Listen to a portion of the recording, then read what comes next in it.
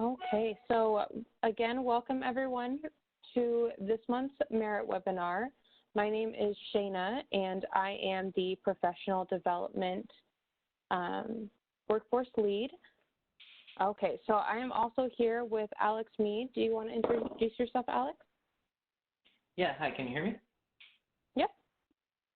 Hi, so my name is Alex Mead. I'm the registry product owner, that registry being Merit.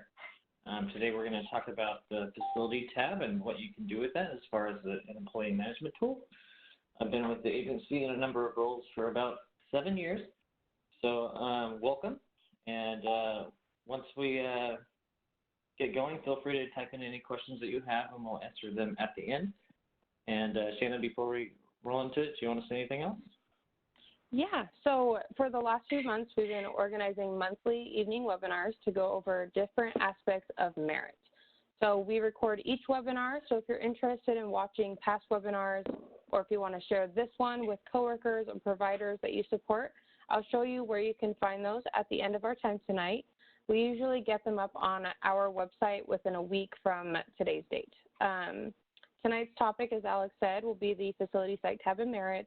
We'll be going over how to register your facility, how to view employee portal background check statuses, and how to view employee required trainings. And what we're going to do is we're going to go to the DCYF website, and I will show you where you can locate this webinar in a week as well as other webinars that we've already recorded. So if you go to dcyf.wa.gov, you scroll down and you hover over services, and then you hover over for providers, and then you're going to choose the merit. So what you'll do is you'll scroll down and you'll click on the newsletters and webinars page. This is where you'll find all of the webinars down here. So there's the March webinar. There are also a description of what we talked about and the time markers listed here. And then you'll see there's February and also January. We also have a professional development newsletter, so feel free, if you're able, you can take a look at that. Something else that may be helpful for you as well while we wait for Alex is on this page, there is a training and support page. So if you click on that, you can see a variety of different support documents. And if you scroll down, you'll also see our FAQ page. So if you click on any of these, for example, general, and then you hit apply, and then you scroll back down, you can see different drop-down boxes. So if you click on these, it'll give you a bit of information. Okay, and Alex, were you able to get your browser up and ready?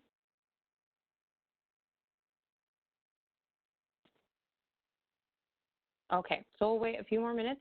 Something else that's helpful to look at is on this page, you'll see Facility Site Registration Application Instructions. So this is something you can look back on as well as this webinar for some of the steps that we're going to be going over tonight. So this is some helpful information for you. And just so that you know, our next webinar is going to be next month, May 21st, and we will be providing information on what we will be going over for next month. There will be communications sent out on our Facebook page. So something else that may be helpful is if you click on I'm an early learning provider, there is information in regards to qualifications on this page, training requirements as well. So this is kind of our professional development resource page that you can use. If you support early learning providers, here's another tab that you can go to that may be helpful for you as well. Just one moment and I will go over a few more support documents on our DCYF website. So if you go to the workforce development page, there is some helpful information listed here. There's these 4 different categories that you can view. And if we go back to the Merit Support page, Training and Support, and if we click on this here, so this is a guide for owners, directors, family child care home licensees, site managers, and additional designees, and we'll go into further detail of what an additional designee is. So the facility site registration application allows owners, directors, family child care licensees, site managers, or additional designees to request access to create and maintain a profile of their child care facility certified by DCYF. So upon approval of your licensor, professionals and eligible roles will be able to use Merit as a management tool. The facility site tab should be kept current with assistance and monitoring by your DCYF licensor. Any changes to the primary contact information are required to be reported to the licensor. Access to a current employee roster allows professionals and eligible roles to confirm staff employment and end date employment when individuals no longer work for the facility site. Track staff's training and education accomplishments. Track staff's portable background check status. Confirm health and safety data for your staff. Participate in early achievers, and allow a user to apply for additional designee. And we'll be going over all of these things and how to do it in further detail. Information entered by a provider with access to the facility site tab will display as confirmed, and information entered by Merit Support or a DCYF licensor will display as verified. Okay, looks like Alex was able to pull up his screen. So welcome everyone, thanks for your patience, I really do appreciate it. So to get back into the flow of things, again, we're talking about this tab right here, the facility site tab. So if you're a child care licensee or a director or someone that's been appointed to manage the business's employee rosters or anything related to health and safety requirements and things like that, this is going to be for you. So before we get into the tab that I have open here for the facility site, I'm going to show you where to register your facility to actually get access to this. And I'll say a little more about that towards the end there. So there is a registration application that gets you access to the facility site tab itself. And that's going to live here under the tab My Applications. And what you're looking for is the facility site registration. Now, we'll provide you a document at the end of this about how that works and how you can get access to that tab if you're not the program director or the licensee. But that application that you want is right here. So let's go ahead and get into it.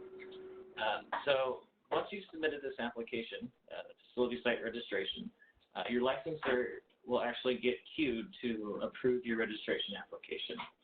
And once that happens, you'll get an email about the approval, and the next time you log in, you'll get this facility site tab. So let's go ahead and just click into it. I've created some content in the tab to actually give you some examples of some certain things that you can do with it.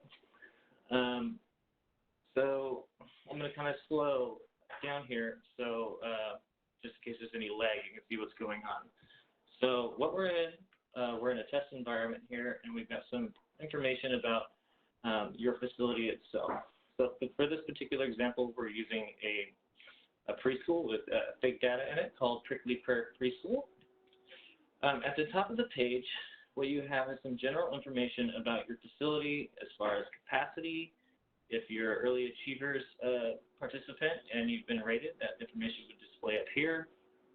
The contact information for your licensor, and some general information about capacity and the start of your license and so on and so forth. So essentially what this is kind of like an employee management tool. So anyone that's associated themselves with your facility will display down here in this employee grid.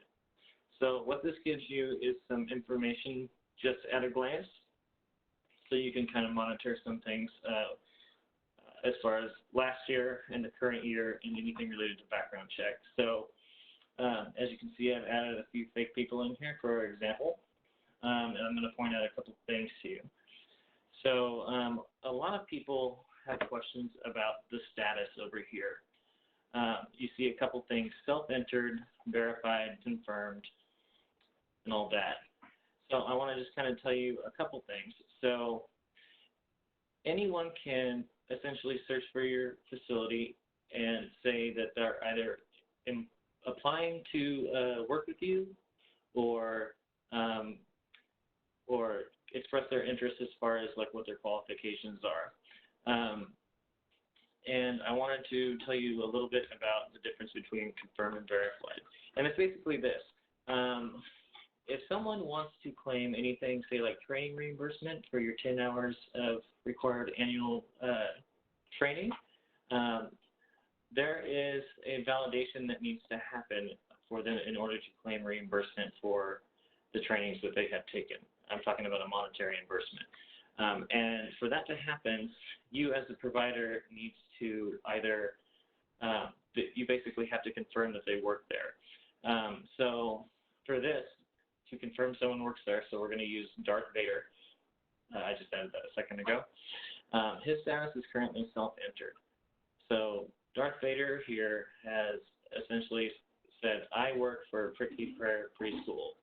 And if you wanted to confirm, or you hired Darth Vader, to the very right of his employee information here, there's a little edit icon. And if you click that edit icon, a window is going to pop up, and it allows you to do a couple things. So one thing is the status of confirmed. By checking this box here, that you're essentially confirming his employment, and you're allowing this person to do other things as far as their own individual merit records account is concerned, and primarily that's going to be applied for training reimbursement for trainings that they've taken provided at cost. Now, what if someone doesn't actually work at this facility? So let's say Alexis here has found employment elsewhere and she's still on our employee roster. What we could do here is hit the edit icon next to her name. And if this person was no longer working here, what we could do is simply put her last date of employment in this record and select Save, and she will be removed from your employee roster. Now, there's another thing that you can do with this edit icon as well. So let's say that Darth Vader has input the incorrect job title for this facility. Maybe he's the primary worker. As the facility site contact or the director or licensee, you can actually hit that icon and select job title and update that information on his behalf. And by clicking Save, you'll see that the change will happen right on the page. Now I want to show you a couple things as far as this button is concerned. So I know a lot of people choose to print the background check certificates for their staff to have on hand should you have a visit from your licensor. So by clicking this button, everyone in your employee roster, you can print all their certificates of clearance in one swoop. However, this button will only let you print the employee certificates so long as you've confirmed the employment. Now, I mentioned earlier the difference between confirmed and verified. The only difference is, again, that if it reads verified, someone at the Department of Children, Youth, and Families have done this on their behalf. And when it reads confirmed, it's you, the provider, or someone at your site that you've allowed access to this facility. Now, what about these? So the account management thing is pretty straightforward. So if you click this tab, it's going to show you everyone that has access to the facility tab itself. So as you can see, only one person, the licensee for the facility, has access to this page. Now, I can click employee information and I can go back. And what I can do is appoint someone, should I choose to have access to this page. So let's say you have an assistant director, or your primary worker is primarily managing the information on the screen. What you can do is hit the edit icon again and select additional designee. So if you click this box and hit save, the next time Darth Vader logs into his individual record, he could go to his own applications tab and submit the facility site registration once again, and that will allow both of you to have access to the facility information on the page. All right, so I'm going to go back to the facility site tab now and show you a couple other things. So when you're hiring someone, one of the first things you're probably going to want to make sure that someone does is, well, make sure they have the training and education requirements for the position, but they actually, you want to make sure that they have a background check. So if you look at Darth Vader's record again, his background check status is actually in process and awaiting payment. And that kind of brings us to this next button here, make portable background check payments. So let's say you're willing to front the $12 for Darth Vader's portable background check application. Anyone that submitted a portable background check application that hasn't paid, you have the option to click this button, and anyone that you select here, you can choose to pay by a debit card or electronic check. Now, that's not something you have to do. Each individual is prompted at the end of submitting the background check application to pay for themselves. But this is a nice feature. It's primarily related to larger facilities, but should you want to do that on behalf of your staff, you do have that option again. And I think we'll cover one more button here, early achievers. We won't get too much into this button itself, but registering your facility by, again, submitting the facility registration application is the prerequisite step to registering for early achievers. So this facility registration application must be submitted prior to your ability to submit the early achievers registration application. And again, going back to the facility tab here and clicking early achievers, that would be how you start the application. But in this particular test account, this person has already done several things. So I'm going to go back to the main page, the employee grid here. And I'm going to show you a little more as far as what you can do as far as your superpowers related to your staff. So again, you have some information on this page that's basically a general recap of what's going on as far as some primary health and safety training that they're required to take, background check, their duration of work, and then the training that they've taken in the last 2 years, including whether or not they've taken childcare basics or met the initial training requirement. But you do have other abilities. So if we click to the left of the employee's name and select the STARS ID, you kind of get more of a read into the person that you're trying to hire or your staff members' personal information as far as contact info and what they've completed and what still needs to be completed. So again, I'm going to go back one more. So if I click the STARS ID for Darth Vader, I'm going to get a read-only view for the most part for his record. So if Darth Vader had a cleared background check, I would be able to click this here and print his individual certificate. So let's say I did want to click view and print all the certificates from our staff. I could simply click on the STARS ID for the individual that I wanted to print the information for, and I would get the option to do that for just the one individual person. So what we're looking at is a read-only version of Darth Vader's professional record.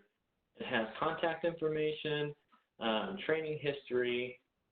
You have that ability to print his certificate, but you also have a glance into the education that this person's completed. So I'm going to walk it back one more time so you see it again.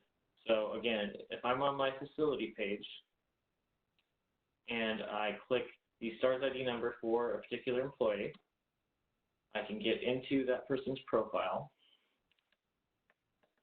And by scrolling down, I can see the education that this person has completed, how many early childhood education credits they've completed, school age credits, and the status of the application itself. If I scroll down a little more, I have a health and safety section for the individual, Darth Vader. And I can do a couple things for him here. So I see that he has a food handler's permit here that's self-entered. If I select the edit icon next to this person, I can actually do the same as I could for the employment information, and I can confirm that, yes, he did indeed complete that credential, and I have seen a copy of it. I do have it on hand at my facility. By clicking Save, that status will change to confirm. And another thing that I could also do is wipe out this. So let's say this information is incorrect for the CPR credential for Darth Vader. I can actually delete this credential by hitting delete. And I can actually re-enter health and safety credentials on his behalf. So let's say he brought me the CPR card and there was a correction that needed to be made for the dates. I could click here to add health and safety information, select the particular type of credential that I'm adding, and enter the date he completed it, and hit save. And as the director or licensee, if you do this on their behalf, the status will immediately go to confirmed. It's kind of a permissions thing. If Darth Vader was updating his own health and safety information through his particular record, that status would be self-entered, and you would just simply go into his record and click confirm. If I scroll down a little farther, this is the general training history for the individual. So it looks like the only particular thing that this person has completed thus far would be the initial training requirement, childcare basics. So if I wanted to see where and when in detail that this person completed that training, all I would need to do is click the completed, the hyperlink here that reads completed in the year, and it's going to provide me with more information as far as where he took it, how much he paid, the state-approved trainer that actually provided the training, the training description, and the learning objectives for the training.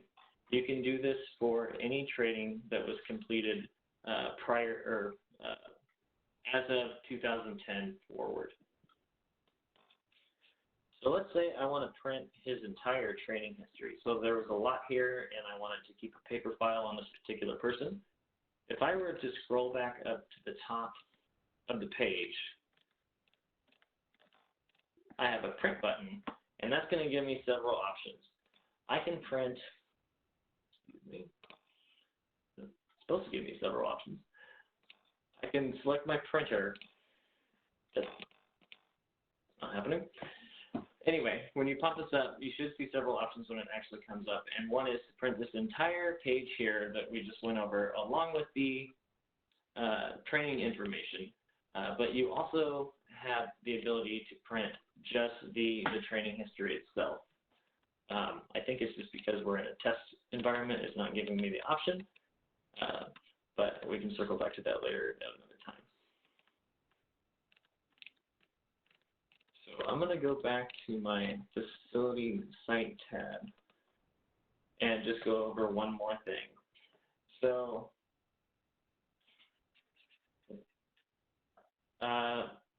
one thing that people tend to struggle with is the initial application itself.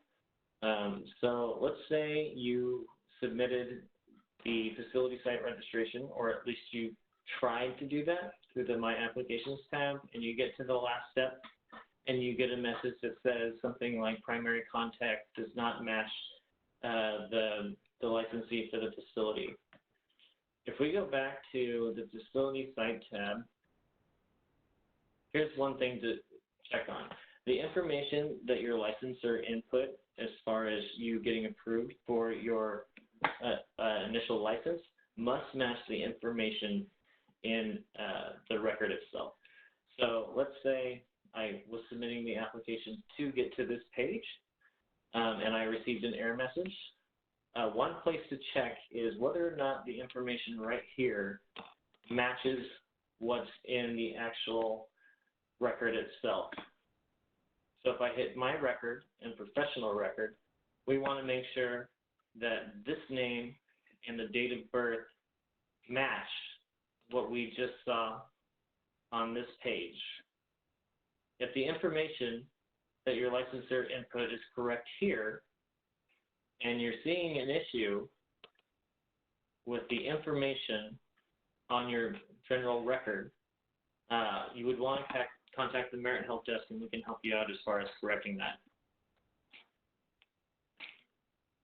Oh, and it looks like Shannon corrected me. So I mentioned earlier a second ago, the printing option for the record. You as the employer for this particular person can choose to print the information for that individual, but if the individual, if they're logged into their record themselves, they have a few more options as far as what they want to print, for the sake of saving paper. All right. So again, we have a pamphlet. I think Shannon started showing you right before we started as far as how to walk through the facility application itself. It should have some good pointers as far as troubleshooting what you can do in this window here. Let's see. And that's, for the most part, the rundown on this page. It's just an employee management tool. You can do a couple of things as far as housekeeping and making sure that this information is up to date with the paper that your staff hands you, checking on their education status, printing their background check certificates to have on hand, paying for their portable background check application should you choose to. So I'm going to actually take a breath and see if Shannon has anything to say while I comb through the questions. So if you have any questions on what I just said, or I need to go over something again, go ahead and type it into the box there, and we'll check it out. Shannon, do you want to say anything else while we wait for any questions to come in? Yeah, if you want to pass the screen over to me, I can show them a few things. Before we let you go, I wanted to share a couple of resources with you. So first, we're just going to go back. I just want to make sure that, again, you know that if you go to dcys.wa.gov, and here we'll just over here real quick just to make sure. So dcys.wa.gov, you hover over Services, click on For Providers, and you'll click on Merit. You can scroll down, and this is where you'll find the newsletters and webinars, as well as the descriptions and timestamps for the webinars as well. And if you go to Merit and then Training Support, this is where you will find the facility site registration application instructions. So if we scroll down here just a little bit, you'll be able to find the application steps, step by step, and then one more thing at the very bottom that is helpful, because most of the other information here is what Alex just went over. There are some troubleshooting guides. So it lets you know that if you get this error, what you can do to resolve that error. And then if you get this error as well, these are the two main ones that providers usually get. But if you are not sure what to do, you can always contact us, and I will also be going over the contact information. So let me see here real quick.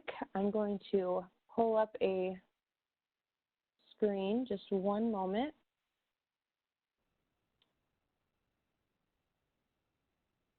Here it is.